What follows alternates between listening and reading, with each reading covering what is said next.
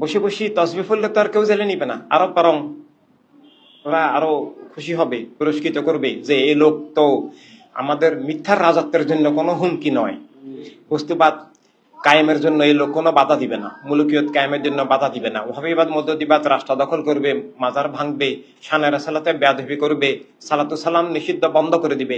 এখন আজকে মাজার ভাঙতেছে, কিছুদিন পর ওয়াহাবি মদদিরা সালাতু সালাম নিষিদ্ধ করে দিবে, যারা সালাতু সালাম করবে এদের বাড়িঘর পড়িয়ে দিবে, এবং পড়িয়েছেও।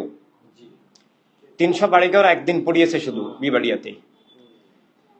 তো এরকম এটা ওরা ক্ষমতার দিকে যাচ্ছে, এবং ক্ষমতার বলে ওরা এগুলো আরো করবে, মানে কিন্তু আর এগুলো করার জন্য আমরা দায়ী হব। বাংলাদেশে এখনো ওয়াহাবি মেজরিটি নয়, মদদি মেজরিটি নয়, এখনো সংখ্যার দিক থেকেও সুন্নি দাবিদার বেশি, মানুষ দাবিদারও বেশি, কিন্তু নিজের পথে নাই, ভুল পথে আছে। সুন্নি দাবি করে বস্তুবাদ করে, সুন্নি দাবি করে অরাজনৈতিক বলে, সুন্নি দাবি করে মুলুকিয়তের সমর্থন করে, এবং সুন্নি দাবি করে সুন্নি আন্দোলনে আসে না। সুন্নি দাবি করলে মিথ্যা হবে যদি সুন্নি আন্দোলনে না আসে, কারণ সুন্নি আন্দোলনের বাহিরে সুন্নিয়তের কোন সংজ্ঞা ব্যাখ্যা নাই। সুন্নি আন্দোলনের বাহিরে সুন্নিয়তের সংজ্ঞা হলো অরাজনৈতিক হওয়া, বস্তুবাদী হওয়া, মুলুকিয়তপন্থী হওয়া, মুয়াবিজদের দালালি করা, নাউজুবিল্লাহ। আহলে বাইত আলাইহিস সালামের খুনের পক্ষে থাকা, এটার নাম বাহিরে সুন্নিয়ত।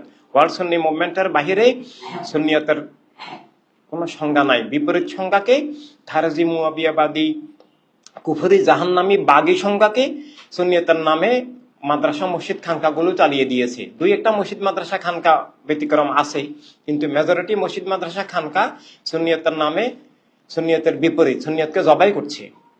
আর মানুষ তাদেরকে ফিরে আলেম বুজুর্গ মনে করে ধোকার মধ্যে আছে। এই ধোকার জাল আমরা ছিন্ন করতে হবে, আমরা চেষ্টা করলে হবে। মিথ্যা মিথ্যা, সত্য সত্য, মিথ্যা সত্যের সামনে টিকে না।